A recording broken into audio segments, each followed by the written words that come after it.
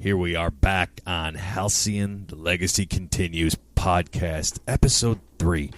I'm really excited to here today because I have some special guests for the first time, and they are not going to be the last special guests that you see on these episodes because we have a lot of information to get to you in, believe it or not, a short period of time. Halcy-con is going to be here before you know it, and that means our Legacy story events are going to be here before you know it. With Path are you choosing, and that woo back there is our resident slicer, a.k.a. Zilla, Lias Orion's nightmare. I live to serve. On the outpost. But that is Erin Kramer. Erin, how the heck are you today? Thanks for joining. What's going on? I'm doing well, thanks. How are you doing today, Tom? I am swell. Makacheesa. Makacheesa. I am very swell. We're going to get into that in a second. But let me go ahead and introduce Joe Larp from last time. And we might be seeing something a little bit different from Mr. Joseph Kramer. Joe, you're here too. We're going to get to you in a second, but I just wanted to introduce you and say, what's up? How are you today? I'm doing fantastic. Bright suns. Bright suns indeed, although it is raining right now in Central Florida, so which is fine. It's been hotter than Dathamir's big giant red sun. So let's just get right into it, Erin. So one of the best things about these events coming up in October in tandem with Halcy-con, which, by the way, are October 3rd and 6th, 7 p.m. and 10 a.m. Eastern Time, respectively.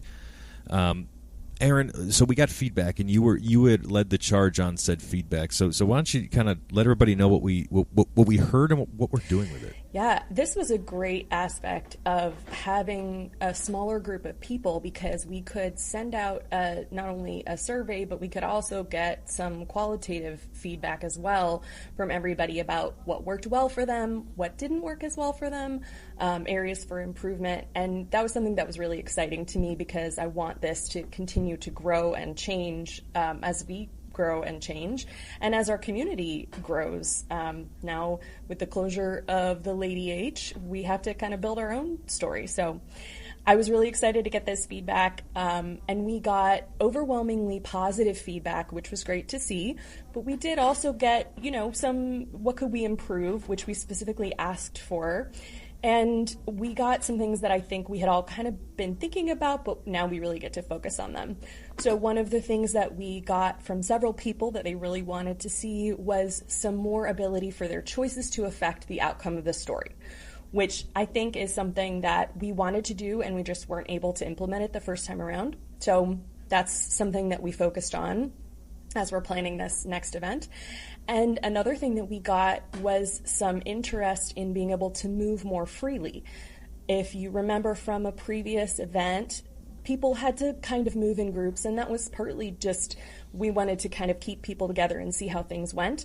But this time we're going to have something available for participants to really build their own stories bit by bit. We're also going to be excited to introduce some new characters and a larger number of characters.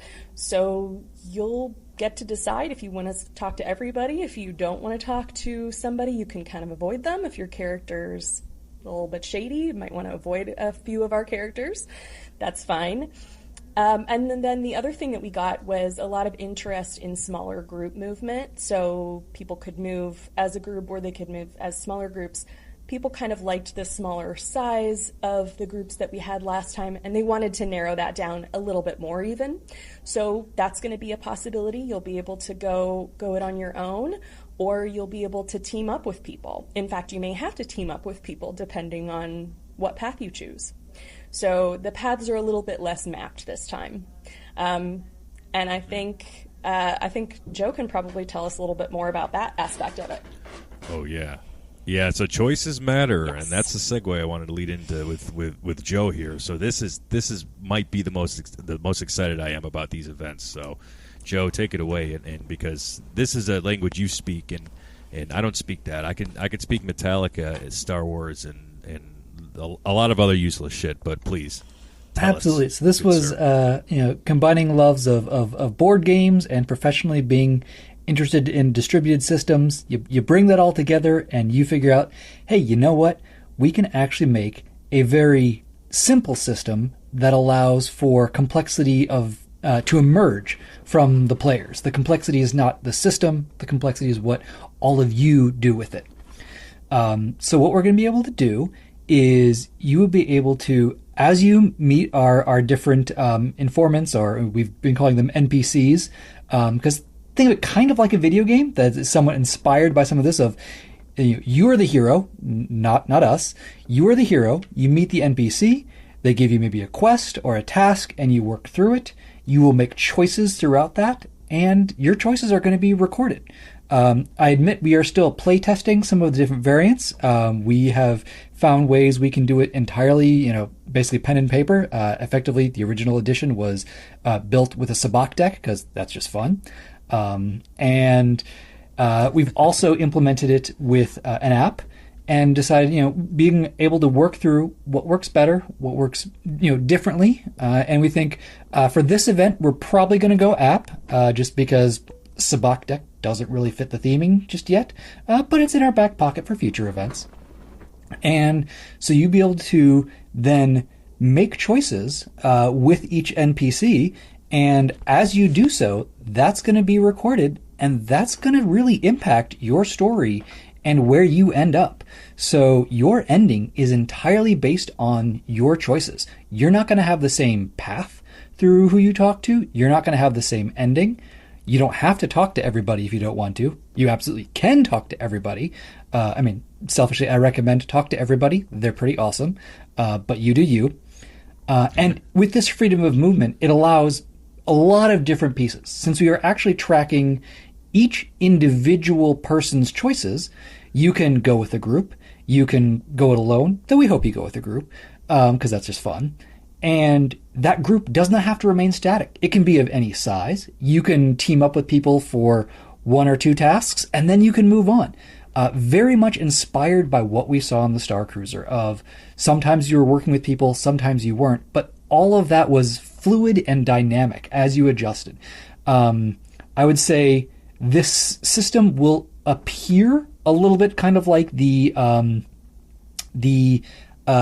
NPC, or when you said, I now have familiarity with Croy, and Croy trusts me or not.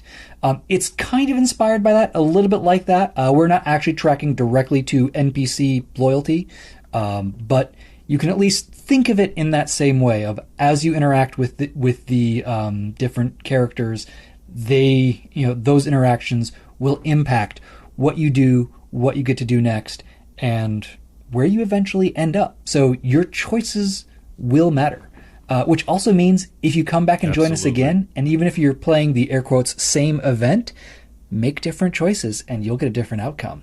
That's exactly it. And that's the fun. And we've been prepping our whole lives reading Goosebumps, Choose Your Own Ending books. So I can't thank Erin and Joe for joining me enough to talk about this. Thank you, everybody, for investing in and listening. More to come. We can't wait to see every single one of you. Tabooey Tay.